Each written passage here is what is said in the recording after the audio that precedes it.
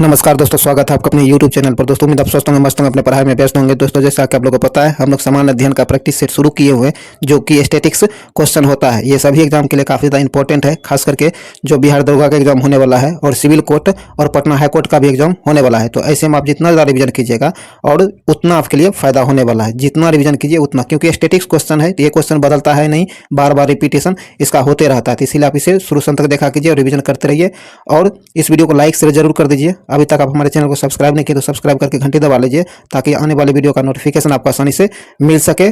और इसका पीडीएफ अगर आपको प्रैक्टिस के लिए चाहिए तो आप हमारे टेलीग्राम ग्रुप से जुड़िए। वहाँ आपको पीडीएफ और महत्वपूर्ण जानकारी उपलब्ध कराई जाती है। उसका लिंक आपको डिस्क्रिप्शन में दे दिया गया है। और इससे पहले जितने भी इसका सेट कराया गया है, अगर नहीं देख पाए तो उसके प्ले लिस्ट का लिंक जो है डिस्क्रिप्शन में दे दिया गया है, तो उसे भी जाकर जरूर देखें और हमारे चैनल से बने रहिए। चलिए, ज़्यादा टाइम नहीं गवाते, इस वीडियो को शुरू करते हैं। तो आइए दोस्तों, हम लोग टेस्ट नंबर 25 का पहला क्वेश्चन देखते हैं। कहता है कि हमारे वायुमंडल में सर्वाधिक मात्रा में कौन सी गैस पाई जाती है। कहता है हमारे वायुमंडल जो है, हमारा वायुमंडल, इसमें सर्वाधिक मात्रा में कौन सी गैस पाई जाती है। तो ये आपको नाइट्रोजन पाया जाता है। नाइट्रोजन पाया जाता है। ये 78% जो है वायुमंडल में पाया जाता है, ध्यान रखिएगा। आगे कहता है इंदिरा गांधी राष्ट्रीय उद्यान कहाँ स्थित है। इंदिरा गांधी राष्ट्रीय उद्यान जो है ये आपको तमिलनाडु में, कहाँ, तमिलनाडु में स्थित है। तो डी नंबर से आंसर हो जाएगा। आगे है विश्व विरासत दिवस कब मनाया जाता है। विश्व विरासत दिवस जो है यह कब मनाया जाता है। यह 18 अप्रैल को, कब, 18 अप्रैल को विश्व विरासत दिवस के रूप में मनाया जाता है। तब सी नंबर से आंसर हो जाएगा। चलिए आगे है। आगे कहता है निम्नलिखित में क्या निम्न में से किस देश में अल्पस पर्वत श्रेणी का विस्तार नहीं है। ध्यान रखिएगा, नहीं है। जहाँ नहीं है अल्पस पर्वत का विस्तार उसे बताना है। तो वह देश है आपको इंग्लैंड। इंग्लैंड में जो है अल्पस पर्वत श्रेणी का विस्तार नहीं है। बाकी जर्मनी, फ्रांस और ऑस्ट्रिया में, ये तीनों देशों में इसका विस्तार है। इंग्लैंड में नहीं है। तो ए नंबर यहाँ से आंसर हो जाएगा। आगे कहता निम्नलिखित में से सामान्य परिस्थिति में वृक्ष के पत्तों की सरसराहट जो होता है इसका डेसिबल स्तर प्रदर्शित करता है। कहता निम्नलिखित में सामान्य परिस्थिति में जो है वृक्ष के पत्तों के सरसराहट का डेसिबल स्तर प्रदर्शित करता है। तो इसका सही आंसर हो जाएगा आपको 100 डेसिबल। कितना, 100 डेसिबल। सी नंबर से आंसर हो जाएगा। आगे कहता मिट्टी की रचना सामान्यतः किस प्रक्रिया द्वारा होती है। कहता मिट्टी की रचना जो है सामान्यतः किस प्रक्रिया द्वारा होती है। तो ये निक्षेपण विधि द्वारा, किसके द्वारा, निक्षेपण विधि द्वारा मिट्टी का निर्माण होता है। चलिए आगे बढ़ते हैं। आगे कहता है खंबात की खाड़ी किसके मध्य स्थित है। खंबात की खाड़ी जो है यह किसके मध्य स्थित है। तो ये आपको भावनगर और सूरत के बीच स्थित है। बी नंबर से आंसर हो जाएगा। कहता है सोमपेन आदिवासी जो है इसका निवास स्थान कहाँ है। तो इसका निवास स्थान जो है ये आपको निकोबार में, कहाँ, निकोबार में इसका निवास स्थान है। सी नंबर से आंसर हो जाएगा। आगे कहता है बादल किस मंडल में अवतरित होता है। बादल जो है यह किस मंडल में अवतरित होता है। तो ये आपको क्षोभ मंडल में, कहाँ, क्षोभ मंडल में अवतरित होता है। तो यहाँ ए नंबर से आंसर हो जाएगा। चलिए आगे है। आगे कहता है नेशनल स्टॉक एक्सचेंज की स्थापना की संस्तुति किस समिति ने की थी। कहता है नेशनल स्टॉक एक्सचेंज जो है इसकी स्थापना की संस्तुति जो है किस समिति के द्वारा दी गई थी। तो यह दिया गया था आपको फेरवानी समिति के द्वारा। सी नंबर से आंसर हो जाएगा। आगे कहता है प्रिंसिपल्स ऑफ इकोनॉमिक्स पुस्तक के लेखक कौन है। प्रिंसिपल ऑफ इकोनॉमिक्स जो है इस पुस्तक के लेखक कौन है। तो इसके लेखक आपको मार्शल है। कौन, मार्शल इसके लेखक हैं। बी नंबर से आंसर हो जाएगा मार्शल। चलिए आगे है। आगे कहता है कि भारत के कार्यवाहक मुख्य न्यायाधीश की नियुक्ति कौन करता है। कहता है भारत में जो कार्यवाहक मुख्य न्यायाधीश होता है इसकी नियुक्ति कौन करता है। तो इसकी नियुक्ति जो किया जाता है राष्ट्रपति की पूर्व स्वीकृति से भारत के मुख्य न्यायाधीश द्वारा की जाती है। डी नंबर से आंसर हो जाएगा। आगे कहता है 1935 ईस्वी का भारत शासन अधिनियम कितनी अनुसूचियों में थी। कहता है 1935 में जो भारत शासन अधिनियम प्रस्तुत किया गया था इसमें कितनी अनुसूचियां थी। तो इसमें जो अनुसूचियों की संख्या थी ये थी आपको 10। कितना, 10 अनुसूची उसमें थी। तो सी नंबर से आंसर हो जाएगा। 11 अनुसूची, क्या, 11वीं अनुसूची के अंतर्गत पंचायती राज संस्थाओं को कार्य करने के लिए कितने विषय प्रदान किया गया है। तो इसके लिए जो विषय दिया गया है ये दिया गया आपको 29 विषयों दिया गया पंचायती राज संस्थाओं को कार्य करने के लिए।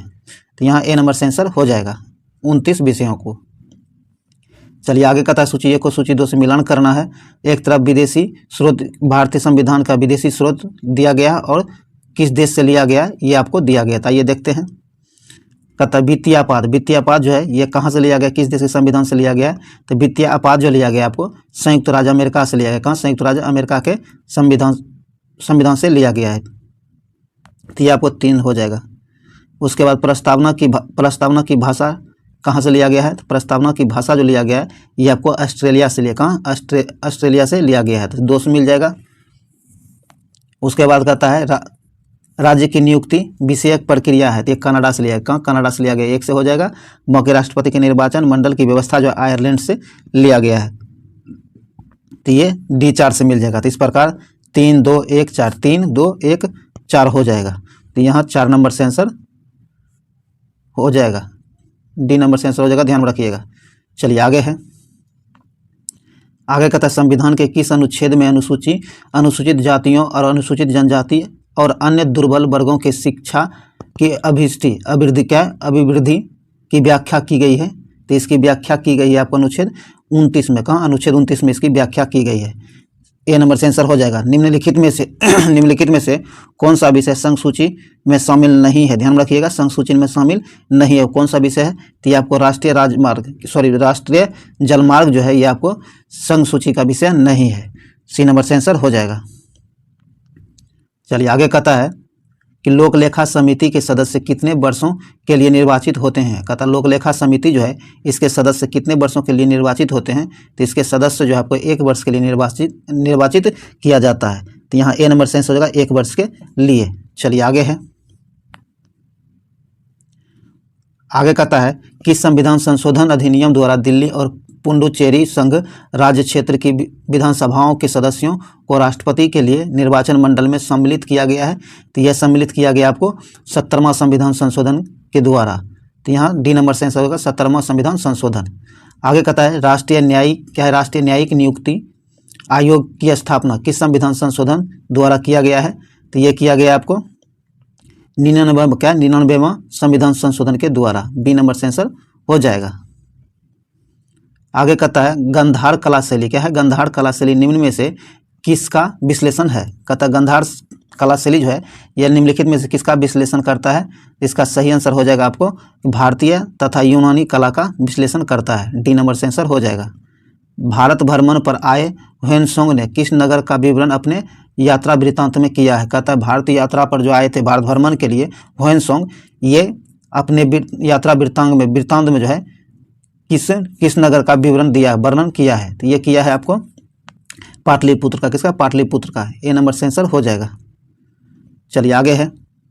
आगे सूची 1 को सूची 2 से मिलान करना है। एक तरफ सूची 1 में वेद दिया गया है, दूसरी तरफ ब्राह्मण ग्रंथ दिया गया है, तो इससे मिलान करना है। आइए कहता ऋग्वेद जो है ये आपको कोशितकी से मिल जाएगा, 4 से मिल जाएगा ये। उसके बाद कहता है यजुर्वेद ये शतपथ से मिल जाएगा, शतपथ ब्राह्मण से। और सामवेद आपको पंचविंश से मिल जाएगा, 1 से मिल जाएगा। और अथर्ववेद आपको गोपथ से मिल जाएगा, 2 से मिल जाएगा। तो इस प्रकार इसका सही आंसर 4 3 1 2 4 3 1 2, यहाँ D नंबर इसका सही आंसर हो जाएगा। इसे जरूर देख लीजिएगा ध्यान रख के। चलिए आगे है। आगे कहता नासिक अभिलेख निम्नलिखित में से किस शासक से संबंधित है? कहता नासिक अभिलेख जो है निम्नलिखित में से किस शासक से संबंधित है? तो ये जो है गौतम बलश्री शासक से संबंधित है। B नंबर से आंसर हो जाएगा। पंजाब में अमृतसर नगर को किसने स्थापित किया था? कहता पंजाब में जो अमृतसर है इस नगर की स्थापना किसने की है? तो इसका सही आंसर हो जाएगा आपको गुरु रामदास के द्वारा अमृतसर नगर की स्थापना की गई है। D नंबर से आंसर होगा गुरु रामदास के द्वारा। आगे कहता निम्न में से किस राजवंश को निम्नलिखित में से किस राजवंश के अंतर्गत विरासत का चरमोत्कर्ष हुआ है? तो इसका सही आंसर हो जाएगा आपको तुगलक वंश। A नंबर से आंसर हो जाएगा।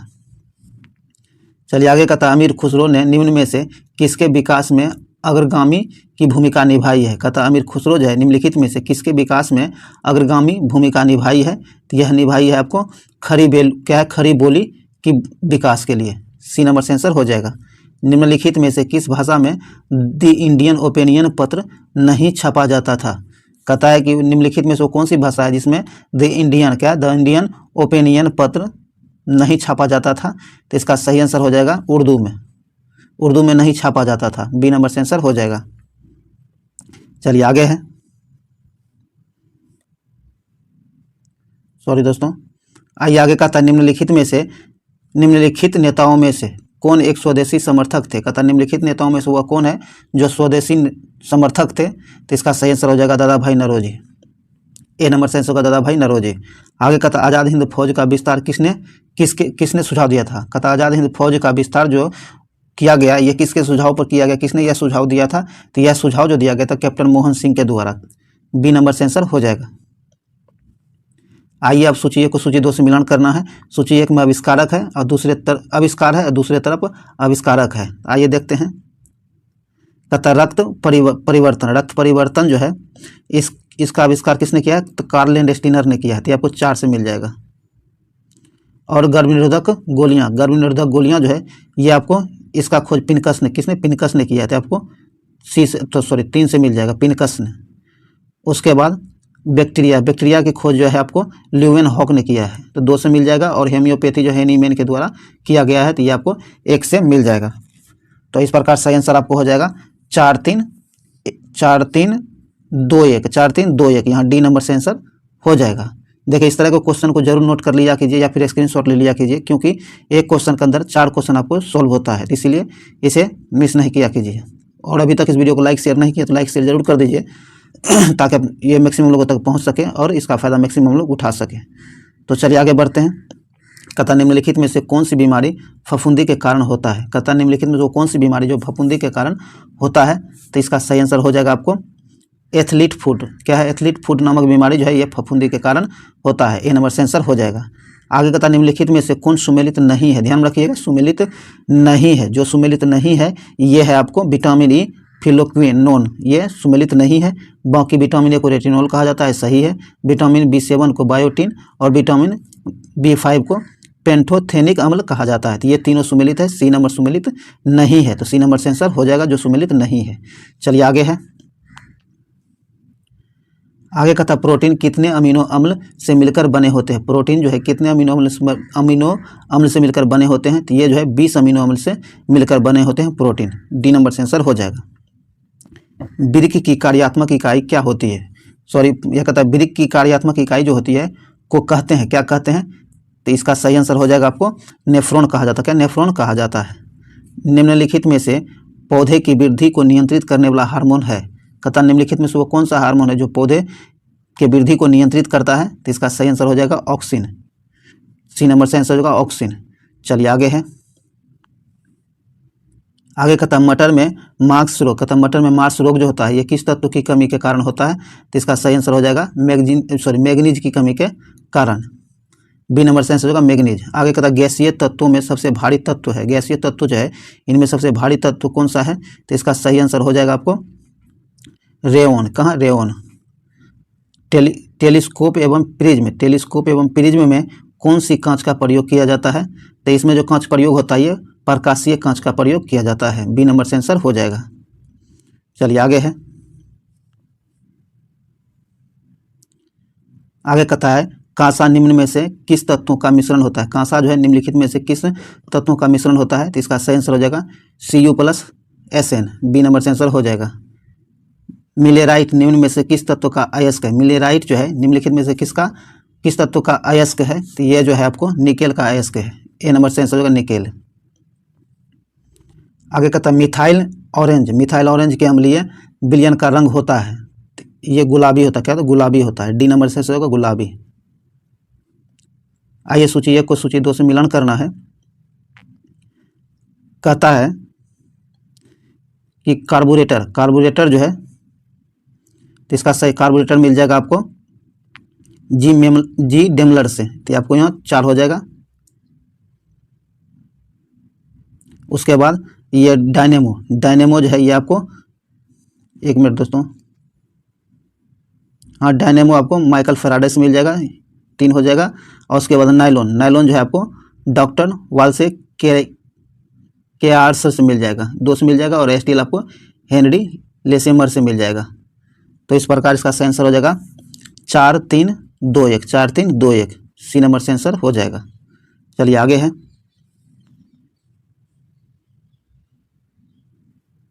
आगे कहता है कि निम्न में से क्या है, निम्न में से किस दो राशि का एसआई मात्रक समान होता है? कहता है निम्नलिखित में वो कौन सी दो राशि है जिसका एसआई मात्रक समान होता है? तो इसका सही आंसर हो जाएगा आपको कार्य और ऊर्जा का जो है एसआई मात्रक समान होता है। बी नंबर से आंसर हो जाएगा।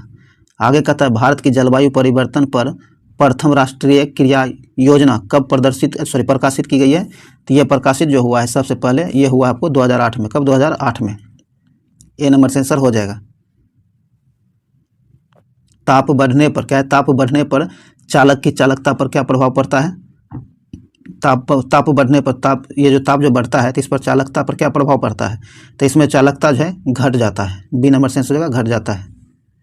निम्नलिखित में से किस माध्यम में ध्वनि की चाल सर्वाधिक होती है? तो ध्वनि की चाल सर्वाधिक जो होती है ये आपको एल्युमिनियम में। बी नंबर से आंसर होगा एल्युमिनियम। आगे कहता है निम्नलिखित में से कौन विद्युत चुंबकीय तरंगे नहीं है? ध्यान रखिएगा, विद्युत चुंबकीय तरंग नहीं है। तो आपको अल्फा किरण जो है विद्युत चुंबकीय तरंग नहीं है, बाकी एक्स किरण, गामा किरण और परावैंगनिक किरणें ये तीनों जो है आपको विद्युत चुंबकीय तरंग हैं और अल्फा किरण विद्युत चुंबकीय तरंग नहीं है। इसीलिए ए नंबर से आंसर हो जाएगा। चलिए आगे कहता है निम्नलिखित में से कौन सुमेलित नहीं है? ध्यान रखिएगा, सुमेलित नहीं है। तो आइए देखते हैं। संगीत नाट्य अकादमी, संगीत नाट्य अकादमी जो है 1953 में हुआ है, स्थापित हुआ। सही है ये।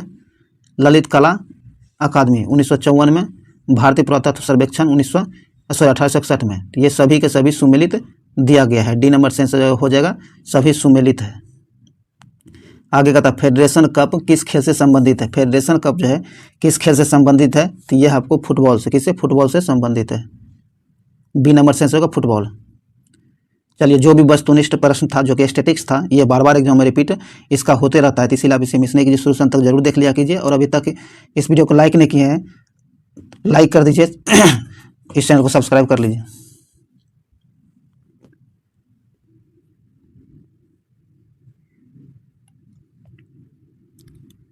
आगे कहता उत्तरकालीन मुगल सम्राटों में निम्न में उत्तरकालीन मुगल सम्राट में किसे शाह बेखबर के नाम से जाना जाता है? तो बहादुर शाह को शाह बेखबर के नाम से जाना जाता है। लंपट मूर्ख के नाम से किसे जाना जाता है?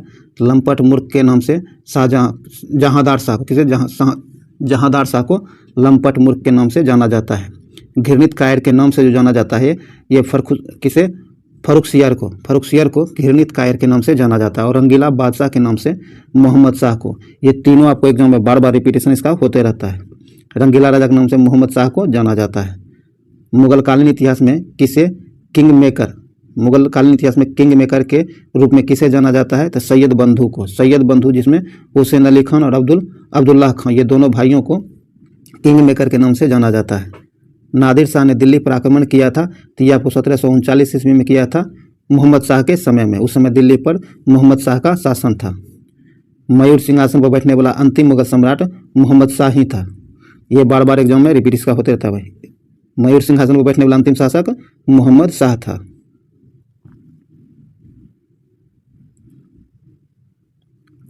आगे कहता है कि अहमद शाह अब्दाली जो है भारत पर आक्रमण किया था। अहमद शाह अब्दाली जो है भारत पर टोटल 8 बार आक्रमण किया था।